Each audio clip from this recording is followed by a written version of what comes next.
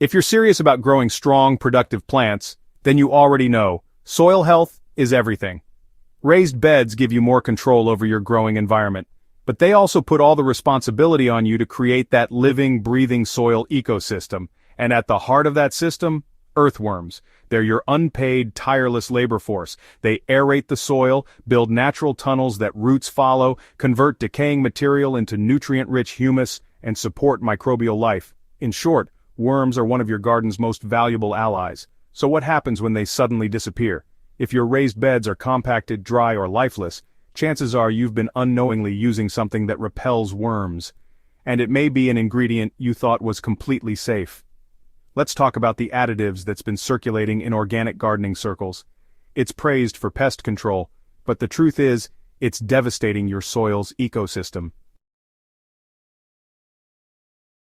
The one ingredient that sends worms running? Ground mustard powder. You may have heard gardeners mention it as a natural insect flush or even a soil cleanser. Some use it to push out fungus gnats or root-eating grubs. The standard recipe is simple. 1 tablespoon of ground mustard mixed into 1 gallon of water, then poured over the soil like a drench. Sounds harmless, right? It's natural, it's organic, it's just mustard. But here's the truth. When this mixture hits your soil, it unleashes powerful compounds called glucosinolates. These break down in water and form a spicy chemical reaction that is incredibly irritating to soil life, especially earthworms. Within seconds of application, worms start wriggling to the surface in panic. Not because it's a gentle nudge, but because that mixture is burning their sensitive outer membranes. Even one application can force your entire worm population to abandon the bed. Multiple uses? You're basically sending out an eviction notice with sirens and flashing lights. Worse, many gardeners use mustard water without realizing it's the reason their once thriving beds have gone quiet. Why do earthworms react so violently? Earthworms have a mucus-covered skin that allows them to breathe and absorb moisture. The sulfur-based byproducts from mustard, similar to wasabi or horseradish fumes, are like acid to them. These compounds don't just make the soil uncomfortable, they make it unlivable.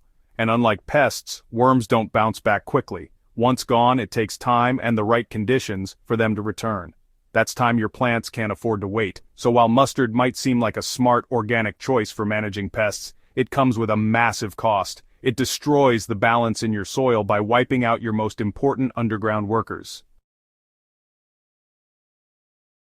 Now, mustard isn't the only threat.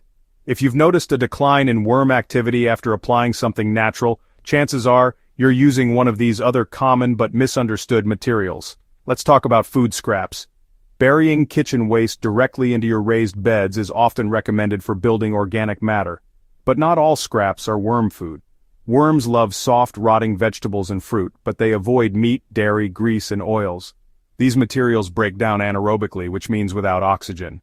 That creates toxic gases like methane and ammonia, both of which are harmful to worms and kill beneficial microbes. Even plant-based scraps can be problematic.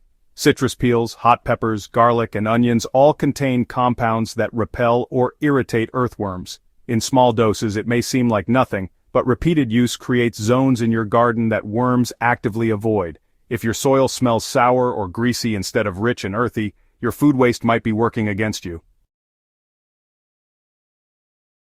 Don't overlook the damage from chemical fertilizers. Many gardeners rely on synthetic fertilizers to get quick growth in raised beds. But here's the truth. Chemical fertilizers don't feed the soil, they feed the plant. And in doing so, they often poison the very system that supports long-term fertility. High nitrogen formulas acidify the soil, drying out worm tunnels and killing off microbial life. Worse, the salt content of synthetic fertilizers can burn worm skin and make the soil feel hostile, even when it's moist. Worms don't eat fertilizer. They feed on decomposing organic material and the microbes that break it down. If you've been boosting your garden with chemical fertilizers and noticed fewer worms, this might be the reason. Over time, synthetic inputs turn raised beds from rich ecosystems into barren, sterile plots that need more and more intervention to stay productive. Your soil may be too suffocating for worms. Let's say you're not using mustard, not dumping meat scraps, and not feeding synthetic fertilizers. But still, no worms. What gives? Check the structure of your soil. Worms need air. If your raised bed has poor drainage, is too compacted, or is smothered under heavy wet mulch, it may be suffocating underground life. Anaerobic soil doesn't support worms. You won't see activity, you won't see castings, and your roots will struggle as a result. Fresh grass clippings, thick layers of bark, or overly wet compost can compress and block air pockets. Earthworms can't thrive in muck or cement. You need a light, aerated, well-textured soil mix that balances moisture and airflow. If you suspect your bed has gone anaerobic, dig in and smell it. If it smells sour or swampy, it's time to aerate and rebuild. So you've made a few mistakes. The worms are gone. Can you fix it? Absolutely, but it takes intention. First, stop using anything that irritates or suffocates the soil. That means no mustard, no raw meat or dairy, and no synthetic quick-fix fertilizers. Next, rebuild the soil biology. Start with a layer of aged compost across the surface. This reintroduces organic matter and microbial life. Add a gentle watering with compost tea or diluted worm leachate to help repopulate beneficial bacteria and fungi. These organisms create the food web that supports worms.